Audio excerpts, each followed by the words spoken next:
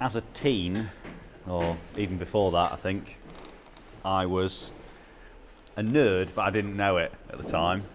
I was like massively into RC cars, but not like the kind of cars you buy from like a toy shop. These were like full-on kind of like racing cars, or cars like built for racing, I guess.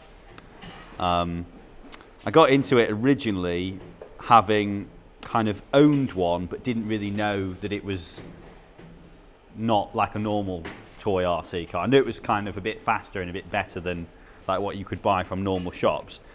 But I saw at Newark Showground on a kit car show, they were doing like, they had like RC racing there, and I'd never seen anything like it before.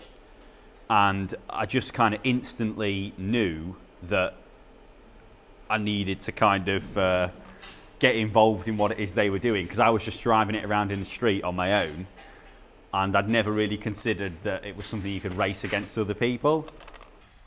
So I think it was my dad at the time, because I can't remember how old I was.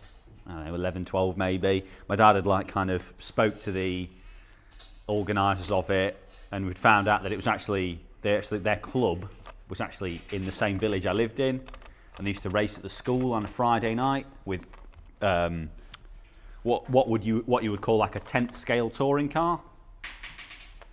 And I had no experience of what that was, other than I had my car, and I discovered that other people had theirs, and they raced them against each other, which was all new, but I thought was really cool.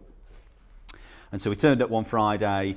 I turned up with my car, my battery charged, and I was kind of I don't remember, but I just remember thinking, wow, there's all these people here that have got these like tables set up, they've got all their like specific setups, all their batteries laid out, all the cars, they're all kind of cleaning the cars, probably making setup changes, and that's when I kind of realised that at that point it was actually a fairly serious thing that these people were doing. Like, they took it really seriously.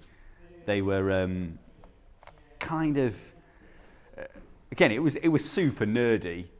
I don't think it is nowadays compared to other things that I consider to be nerdy. But yeah, like I kind of fell in love with it, and I started to get more into the touring car racing than the off-road stuff, and that kind of got me onto like getting into more expensive cars. And there were cars you could buy that were like full carbon fibre and machined aluminium, like hundreds of pounds, lithium batteries and brushless motors, and some of them were seriously fast. And you also can't get a grasp for how hard they are to control and drive at those kinds of speeds, because they're super reactive, and they do take quite a lot of, I guess, learning to drive fast around these like asphalt or carpet tracks I used to race on quite a lot. But yeah, like the constant setup changes. I mean, like you talk about like a track day car now, and you'll kind of have like camber adjustments and toe and like caster.